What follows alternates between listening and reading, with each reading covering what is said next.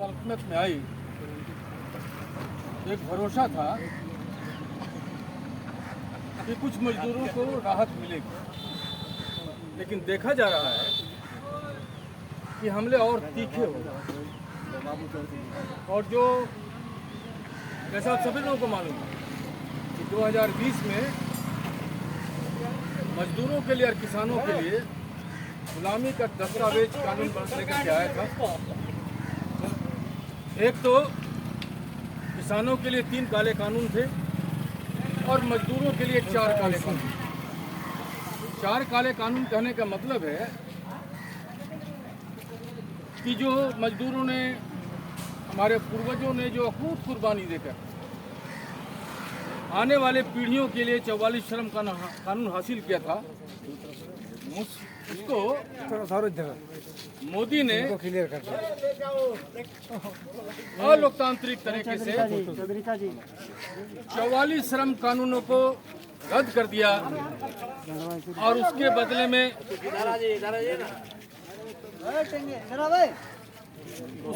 में 4 श्रम कानून। जय बाबू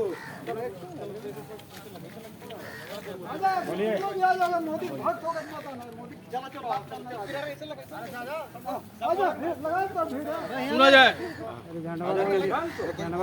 अरे सुना जाए।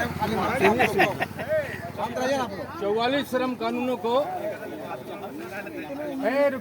वो खत्म करके और 4 श्रम कोड लागू किया।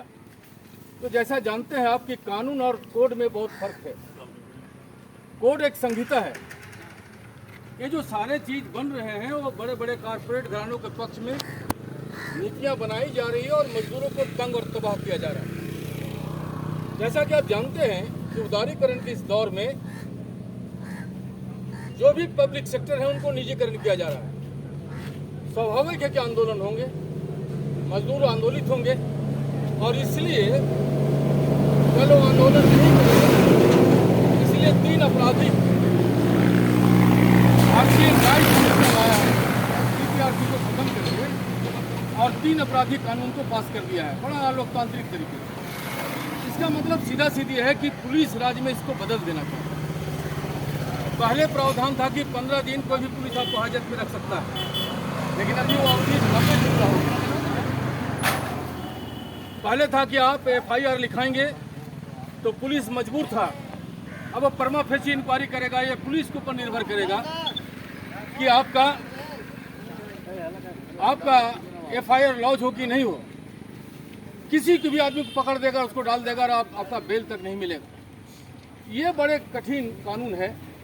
ऐसे परिस्थिति में भारत के 10 सेंट्रल ट्रेड यूनियन के लोग और हमारी यूनियन इस मजदूर विरोधी जो काले कानून हैं, जो आपराधिक कानून है, जो भारतीय न्याय संहिता CPRC को खत्म करके लाया है, उसके विरोध के लिए हम लोग एक प्रोग्राम लिया है। आज हमारा एक टोकन प्रोग्राम है कि आज हम मोदी का पुतला दहन करेंगे, लेकिन साथ ही साथ ये अभियान चलेगा 15 दिनों का, 8 अगस्त तक।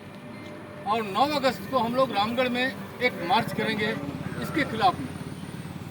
तो जो भी साथी लोग आए हैं, ज़्यादा से ज़्यादा संख्या में 9 अगस्त को उस दिन स्वाधीनता भारत छोड़ो आंदोलन का एक तो यादगार ऐतिहासिक दिन है।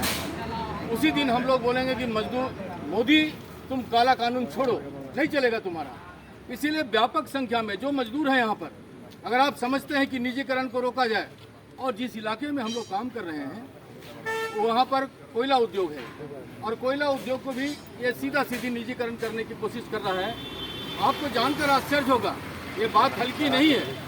इस बात को आप समझिए कि छत्तीसगढ़ को उसने दखल कर लिया, उड़ीसा को दखल कर लिया, अब झारखंड को दखल करने की बात है। और जब झारखंड दखल हो जाएगा तो एक गलियारा बनेगा, कॉरिडोर बनेगा और पूरा जो यहाँ का संपत्ति है, खनिज संपदा है, वो लूट के अडानी ले जाएगा। इसलिए न सिर्फ ही मजदूरों की बात है, व्यापक जनता की बात है।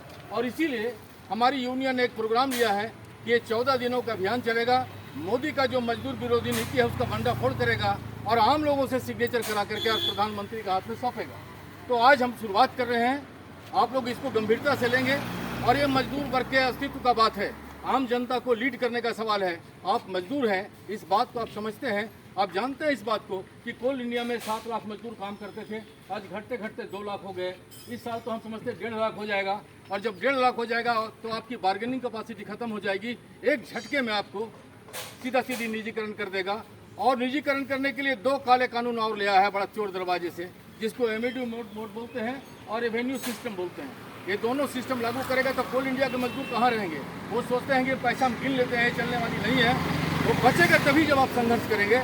हमारे यूनियन ने एक नारा दिया है कि सड़कों पर संघर्ष के सिवा दूसरा कोई रास्ता नहीं है। हम लोग फिर आपसे आह्वान कर रहे हैं कि संघर्ष के लिए तैयार रहिए और 9 तारीख के जो कार्यक्रम है उसको सफल कीजिए। इन्हीं बातों के साथ मैं अपनी बात समाप्त कर रहा हूँ। इनकलाब जिंदाबाद। और अभी जो मेरा इनकलाब जिंदाबाद, जिंदाबाद, इनकलाब जिंदाबाद, जिंदाबाद जिंदाबाद। मोदी की तानाशाही नहीं चलेगी, नहीं चलेगी, नहीं चलेगी, मोदी की तानाशाही नहीं चलेगी, नहीं चलेगी, नहीं चलेगी।